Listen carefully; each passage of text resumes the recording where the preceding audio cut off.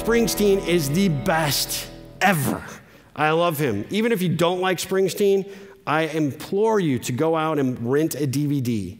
This dude is like 197 years old, and he runs around the stage like he is seriously like 17. You'll learn a couple of things. Even if you don't like the music, I really, really, really think you should rent this DVD because he's got several concert ones. You'll see a guy who hones his craft. He is passionate about what he does, and he loves it because that guy will play for 3 hours straight, and he doesn't take a break. I've seen him 5, 6 times now. Amazing. I'm actually going to go to Wrigley and see him in September, so that'll be pretty cool. But Springsteen taught me a couple other things about connecting. So there's this great interview. It's like one of those behind-the-scenes deals on VH1. And they're like, walking through the band. And they're like, is it pretty cool? Does the boss really make you call him the boss? And he's like, well, yeah, he's the boss. I mean, yeah, of course. We got to call him the boss. And they're like, what's it like to work with him? And, he's a passionate man. He loves what he does, and he will not give up until he gets that song right. He makes the show amazing, and he wants to get every last ounce of effort from every one of us. And he's, Stephen Van Zandt said that makes him a really, really good leader.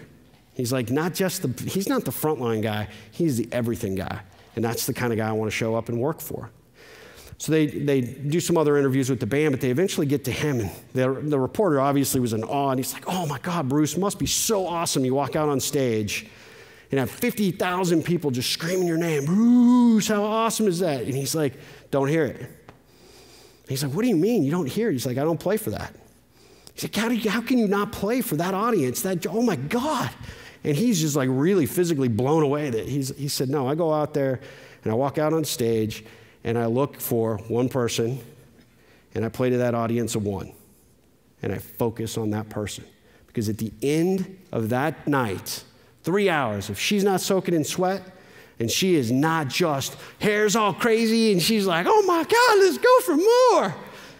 Did I come close? Then I have not done my job. He said, I don't play for the audience of 50,000. I play the audience of one. Thought that was the most amazing bit of information and knowledge that he could share. Because all of us, many of us are speakers, many of us are entrepreneurs, many of us are running companies of a lot of people. We're leaders. We may not walk out and talk to 50,000 people on a given night, but we do walk out and talk to one. We do walk out to talk to many.